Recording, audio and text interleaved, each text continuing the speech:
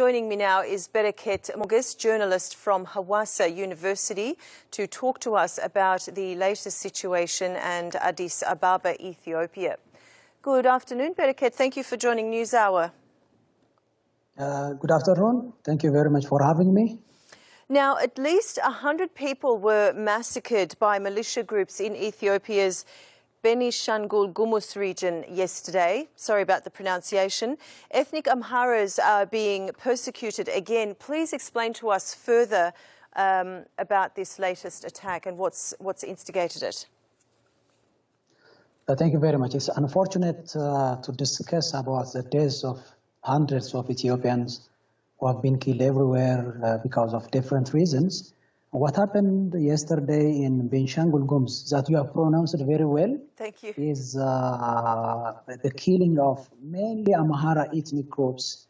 But according to Ethiopian Human Rights Commission, there are also other ethnic groups called the Shinasha, who are the native ethnic group for that region, have been massacred, killed while they were at home, sleeping during around the midnight, after the midnight, and armed groups came to them and then burned their houses alive, locking their homes behind, and then slaughtered some of them, just killed using local just materials and then guns. And then that is really very unfortunate. This happened immediately after the Prime Minister's visit, the day before yesterday. The Prime Minister was there talking to the people, what happened, why it's happening, how they could solve it, and then he vowed that he would take necessary measures to stop the massacre. But immediately the next day, this happened.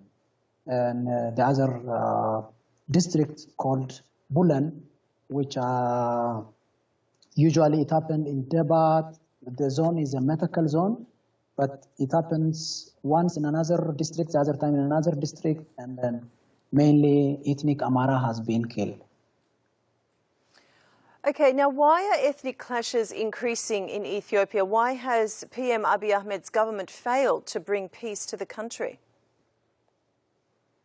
I think let us go back to the source of the main source of Ethiopian ethnic clash is its constitution.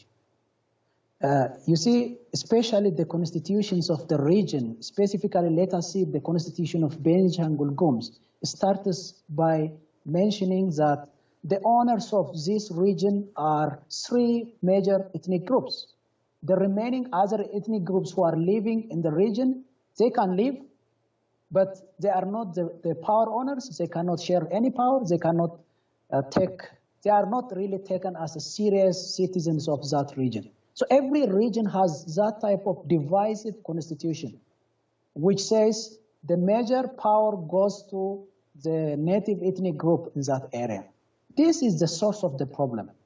And then why Abiy's government didn't bring the expected peace and security to the nation is you cannot bring peace and security with a divisive constitution at hand.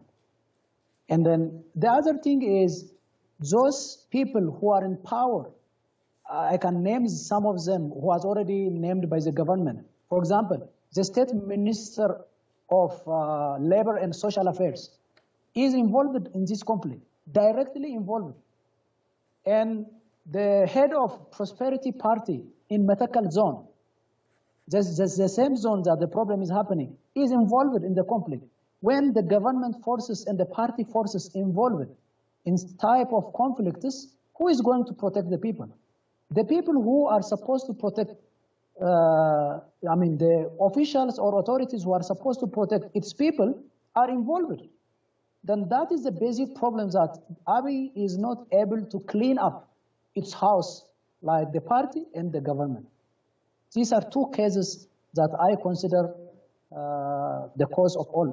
This problem is not happening only in Matakal. It happened in West Wallega. It happened in South Ethiopia called Gorafarda Warada within the past 3 months. Everywhere you go, those officials, higher officials, are involved in the killing. So it's a problem that he has to clean its home. and then find out a way, and then work on improving an accommodative constitution for every region, and then, deal with the people to bring the peace. Okay, so how can a accommodative constitution be put in place? I mean, there has to be a solution, because as you said, if the solution doesn't lie within the leader, whether it's Addis Ababa or somebody else that can come after him, how can this overhaul take place? And an overhaul does need to take place, clearly. A referendum, perhaps. What's your analysis? How can a new constitution be put in place, or how can amendments be made? I think the major difficulty lies over there. Ethiopian constitution, the country's constitution has its own procedures to be amended. And then in that constitution, if most of the ethnic regions, because they have to drive their constitutions from the Ethiopian constitution, which is the highest power, goes to that constitution, it needs some time actually to amend that constitution. However, if government is really willing to work on improving its constitution, put some plans, maybe, because we are going to the election where it seems it would be a referendum for the government. If he puts its agenda of amending the major constitution changes that disallow ethnic regions, ethnic parties, everything related to ethnic there. Like in Africa, in most of the African countries, ethnic party is not allowed. Why not in Ethiopia? It's the only country that ethnic federalism or ethnic government or ethnic party is allowed to practice freely.